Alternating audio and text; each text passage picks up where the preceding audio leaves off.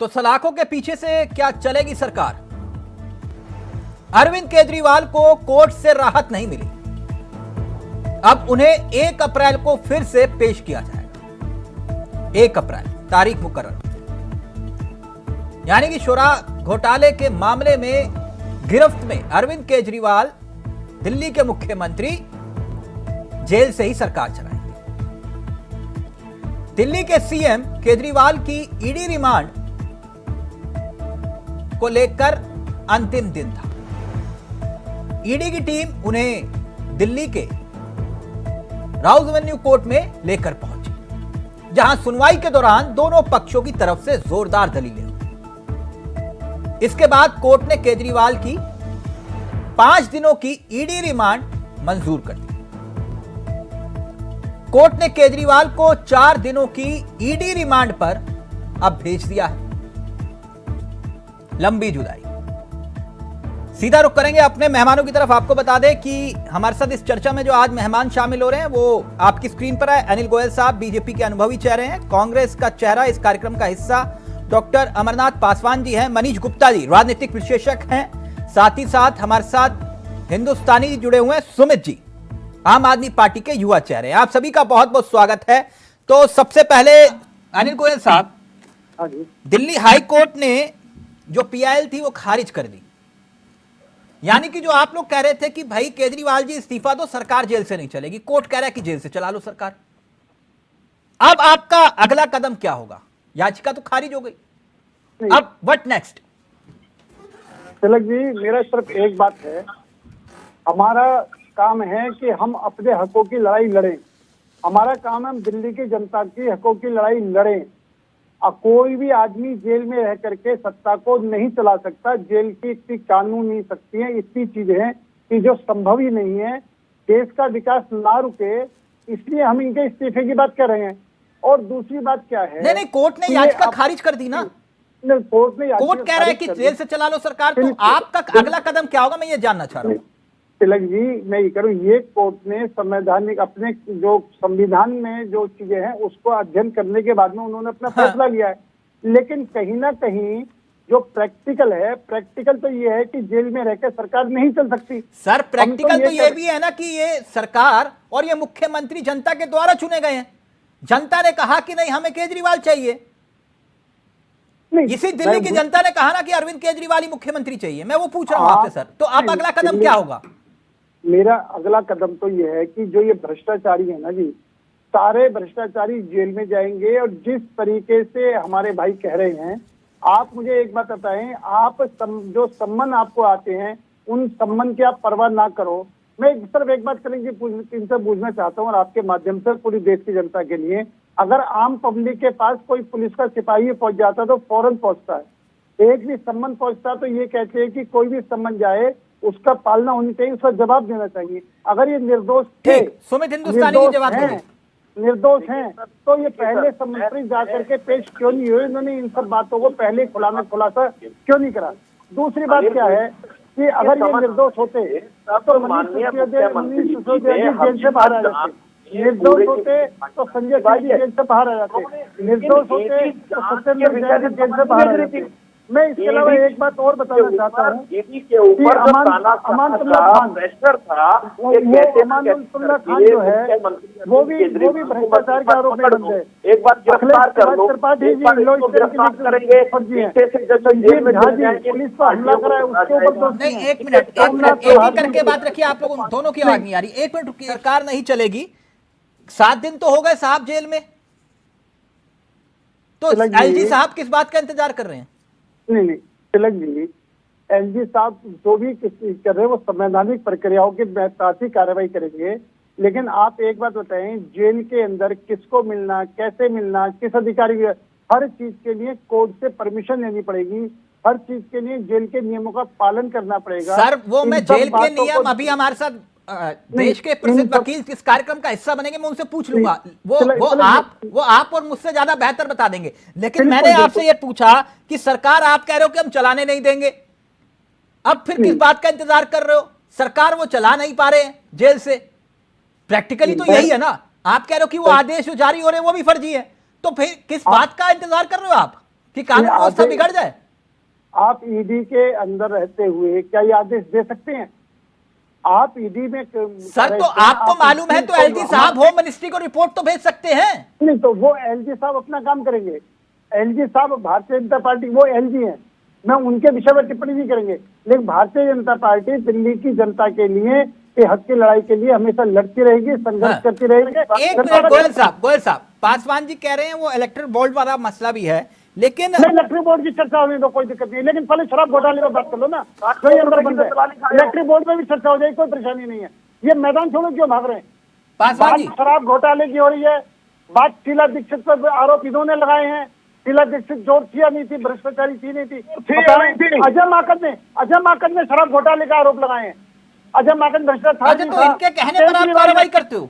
नहीं, सुनते नहीं, वो कार्रवाई संस्थाएं कर रही है, हम नहीं कर रहे हैं कार्रवाई। जांच एजेंसियां अपनी कार्रवाई कर रहे हैं। क्या वाकई में एक चुने हुए मुख्यमंत्री को सलाखों के पीछे से शासन चलाना संभव है, प्रैक्टिकल है? एक मिनट पासवान जी, सामने जी एक सेकंड। आप इनका केजरीवाल ये कहता था जब ये विपक्ष में थे, कांग्रेस सत्ता में थी, कि ईडी क्या कर रही है, सीबीआई क्या कर रही है, इन संस्थाओं को बंद करने चाहिए, इन पर कार्रवाई। गोयल जी, किससे क्या क्या कुछ कहा, आप निकाला जाएगा तो बहुत दिक्कत हो जाती है ना। कई रुक जाइए एक मिनट सर, अभी वो लिस्ट पढ़ूंगा फिर मैं, इतना लंबा समय बीत जाएगा। कहाँ किस पर आपने आरोप लगाए क्या? एक मिनट सावला जी, इलेक्ट्रिक बोर्ड पर चले जाए, ये कहीं भी चले जाए, इनको छूट है क्या? आप इस विषय पर मुद्दा चर्चा होनी चाहिए। पासवान जी अपनी बात रखेंगे। पासवान जी, क्या सलाखों से शासन चला पाना संभव है? मेरा सवाल सिर्फ इतना था। फिर चने के पहाड़ पर चढ़ जाती है काम करने की। वो तो अरविंद केजरीवाल, अरे ये तो सब आपके गठबंधन के लोग हैं, इंडी गठबंधन के लोग हैं। ये तो इंडी गठबंधन के लोग भी आपस में डबल चलेंगे क्या? इनको इंडिया, वो भी इंडी गठबंधन, वो भी इंडी गठबंधन, वो भी इंडी गठबंधन। जो इंडी गठबंधन लोग कहीं कुछ बोल रहे हैं, कहीं कुछ बोल रहे हैं, कहीं कुछ बोल रहे हैं। आप एक बात बताएं कि जब एक बड़ा स्पष्ट है, देश की जनता ने देखा है, देश की जनता ने सुना है, केजरीवाल ने शीला दीक्षित पर भ्रष्टाचार के आरोप लगाए, जेल भेजने की बात करी। अजय माकन ने आम आदमी पर शराब घोटाले आरोप लगाए, जेल भेजने की बात हुई। आज दोनों चोर इकट्ठे मिल गए, आज दोनों भ्रष्टाचारी इकट्ठे मिल गए, दोनों भ्रष्टाचारी इकट्ठे मिल करके आज जनता को बेवकूफ बनाना चाह रहे हैं, जनता को बेवकूफ समझ रखा है। आप दोनों भ्रष्टाचारी, दोनों भ्रष्टाचारी मिलकर के देश को बेवकूफ बनाना चाह रहे हैं, दिल्ली की जनता को बेवकूफ बनाना चाह रहे हैं। आरोप अरे आप अपनी बात करो, भागो मत। शीला दीक्षित पर आरोप लगाए नहीं लगाए इन्होंने शीला दीक्षित आरोप लगाए नहीं लगाए? मना करें, आप मानो शीला दीक्षित चोर है। अजय माकन ने शराब घोटाले पर आरोप लगाए नहीं लगाए? मानो अजय माकन गलत है। आपकी पार्टी के, मैं हमारी बात नहीं, आपकी पार्टी के नेता आरोप लगा रहे हैं, आपकी पार्टी भाग रहे हैं, आप जनता को बेवकूफ सवाल, फिर उसके बाद गुप्ता जी, यहाँ राजनीति तो नैरेटिव और परसेप्शन से चलती है ना। अगर ये मसला, ये दाव उल्टा पड़ गया राजनीति के लिहाज से, और वाकई में अरविंद केजरीवाल ने इस पूरे मामले को लेकर अपने आप को शहीद घोषित करवा दिया, तो राजनीति में कि भाई देखो मेरे साथ अन्याय हो गया, संदेश तो फिर उल्टा चला जाएगा, दाव उल्टा पड़ सकता है कि नहीं? गुप्ता जी, चावला जी, जो भ्रष्टाचार, एक मिनट गोयल जी, मैं गुप्ता जी से पास जा रहा हूँ, एक मिनट आपके पास आऊंगा, पूरा वक्त मैं आउट हो जाता हूँ जी, चलेगी, कोई दिक्कत नहीं मुझे डिबेट में बैठने की। आप मुझे बोलने चांस नहीं होगा, मैं इनको सुनने के लिए थोड़ी बैठा हूँ। आप अगर मेरी बात नहीं सुननी चाहिए, मैं इनको सुनने के बैठा हूँ क्या? गोयल साहब, आपको आप मुझे टाइम नहीं दोगे, सामने नहीं दे टाइम, बार-बार कभी इधर तो फिर गोयल साहब आप गुस्सा क्यों हो रहे हैं? आपको पूरा वक्त दे रहा हूं मैं। चावला जी नहीं दे रहे, यही सबसे बड़ी दिक्कत है। मैं आप मेरी सुनने के लिए बैठा हूँ क्या? सर सबसे ज्यादा वक्त तो आप ही को दिया गोयल साहब, इतना नाराज हो रहे हैं आप। चावला जी, अगर मैं लेकिन मैं ये कहता हूँ, आपने कहेंगे हमें वो हमें भ्रष्टाचारी के, वो भी हमें, ये चोर आदमी, भ्रष्टाचारी आदमी हमको भ्रष्टाचार बात करेंगे, आरोप लगाए, ये कांग्रेस का आरोप। गोयल साहब, आप कह रहे हो आपको वक्त नहीं दिया, मैं आपको कमिटमेंट कर रहा हूं तो आप उसको जेल में डाल देते हो। ये आरोप विपक्ष की तरफ से बार बार लगाए जाते हैं, जवाब दीजिए उसका। चावला जी, राजनीतिक आरोप लगाना इनका अधिकार है, खूब आरोप लगाएं, लेकिन जो जांच एजेंसियों ने इनको दोषी पाया है उसकी सजा मिलनी चाहिए, नहीं मिलनी चाहिए, एक बात। दूसरी बात, जिस तरीके से इन्होंने सम्मान को मानने से अवहेलना करी है, एक राजा, ये हम ये कहते हैं कि राजा को देख करके उसकी प्रजा चलती है। अगर राजा ही सम्मान को नहीं मानेगा, राजा ही जांच एजेंसी के ऑर्डर को नहीं मानेगा, राजा ही कानून को नहीं मानेगा, तो पब्लिक भी कानून को नहीं मानेगी।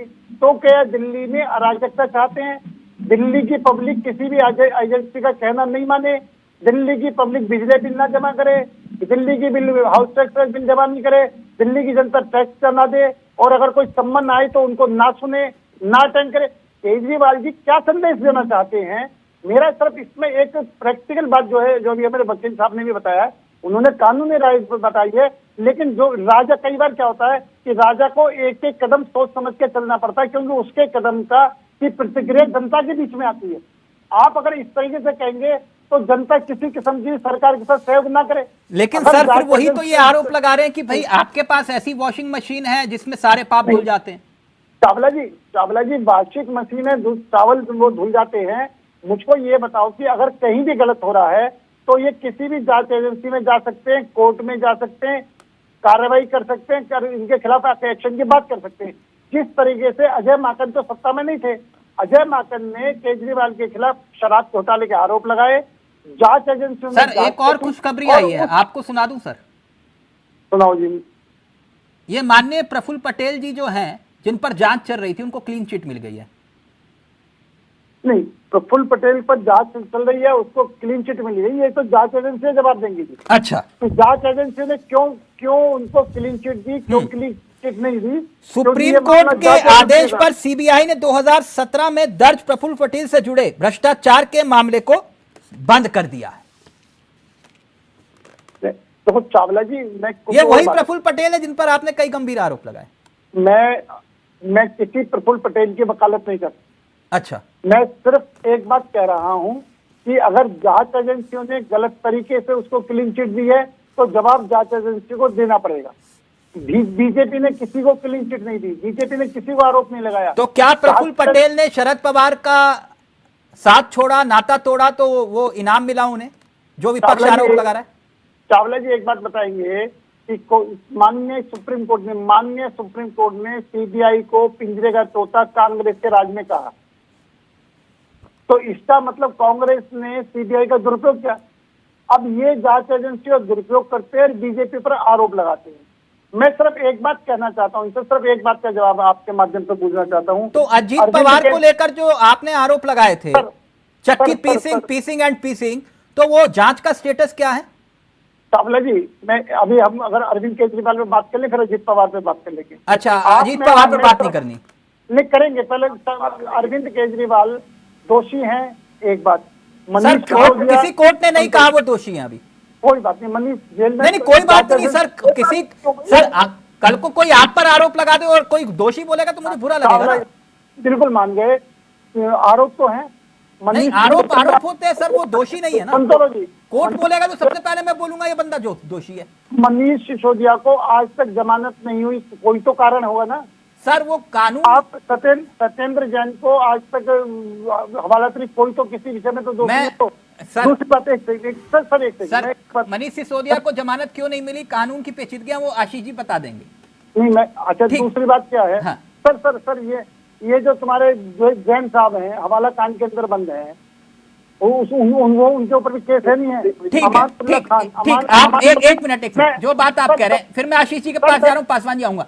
ये यानी चंदा दो और बात खत्म, जो आरोप विपक्ष लगा रहा है। गोयल साहब का ऑडियो। मैं चावला जी, हाँ, मैं सिर्फ एक, हमारे 303 सांसद हैं, हाँ, सबसे ज्यादा स्टेट में हमारी गवर्नमेंट है, ठीक, सबसे ज्यादा विधायक हैं जी, और अगर हम देखा जाए तो सबसे कम चंदा हमको मिला है, सबसे ज्यादा चंदा टीएमसी को मिला है, जो इनके गठबंधन के अंदर शामिल है। हाँ। अगर आप इलेक्ट्रल बॉन्ड की बात करें तो मैं इलेक्ट्रल बॉन्ड की बात कर रहा हूँ। और दूसरी बात क्या है कि ये पैसा कहीं ना कहीं नंबर 1 में पार्टियों को मिला है। सर वो नंबर 1 नहीं, कोर्ट ने उसे असंवैधानिक बताया। सुन तो मेरी बात, पहले मेरी सुन तो। तो सर वो आज नंबर 1 पे सर- कैसे हो सकता है? सर जिन्होंने बाइक टैक्स से पैसा हुआ है, बैंक के थ्रू पैसा आया सर मैं आपकी बात मान गया, लेकिन बीजेपी को 2741 करोड़ उन कंपनियों से मिला जिन पर ईडी, सीबीआई, आईटी ने रेड मारी। चावला जी मैं वही, लेकिन इससे पहले तो ये 2741 करोड़ उन कंपनियों का फिर आपको कैसे मिल गया? चावला जी इससे पहले जो चुनावी चंदा इकट्ठा होता था, हाँ। उसका तो कोई लेखा जोखा ही नहीं है। हाँ आप कम से कम इस सरकार ने कुछ चीजों को लेखा जोखा करने की कोशिश तो करी है सर, उनको एक अच्छा प्रयास तो करा है। सर और आप कह रहे हो मानते ये क्रेडिट तो कोर्ट ने कहा ना कि भाई जांच जो हुई पूरे मामले की, तो उन्होंने कहा कि भाई अपलोड करो तुरंत, भाई, है ना? कोर्ट का हर आदेश मान्य है। हाँ। हम कोर्ट के किसी आदेश की अवहेलना नहीं कर रहे। हाँ। लेकिन अगर आप ये देखेंगे तो टीएमसी के पास इतना चंदा कहां से पहुंच गया? सबसे ज्यादा अगर सांसदों के रूप में सबसे ज्यादा चंदा मिला तो टीएमसी को मिला है। हाँ। हमें 6000 करोड़ चंदा मिला तो विपक्ष को 14,000 करोड़ मिला है। हमारे तो 300 शरद चंद्र रेड्डी सांसद से हैं, तो आपने इनके फिर 200 चंदा क्यों लिया सांसद हैं। 55 करोड़ का? इनके 200 कुछ सांसद हैं। मेरा सर वो कहने तो मतलब शराब ये- घोटाले का आरोपी है, आरोपी से आप चंदा ले रहे हो। सवाल क्या है कि किससे चंदा लिया, किससे चंदा नहीं लिया, किसने चंदा दिया, किसने चंदा नहीं दिया, उसकी लिस्ट मेरे पास नहीं है। लेकिन मैं बड़ा स्पष्ट कह देना चाहता हूँ अच्छा, कि आपके पास उसकी लिस्ट नहीं है। सत्तारूढ़ पार्टी होने के बावजूद भी सबसे कम चंदा हमारे पास आया है और हमारे पास लगभग 6000 करोड़ है, तो विपक्ष के पास लगभग 14,000 करोड़ है। सुमित जी जल्दी हमारे से अपनी बात रखिए, फिर आशीष जी और पासवान जी भी जुड़ गए। 200 सुमित, आप सभी का बहुत बहुत शुक्रिया। तो अब सीधे तौर पर सलाखों के पीछे से चलेगी केजरीवाल की सरकार, ये एक बड़ा सवाल। नमस्कार, जय हिंद, जय भारत।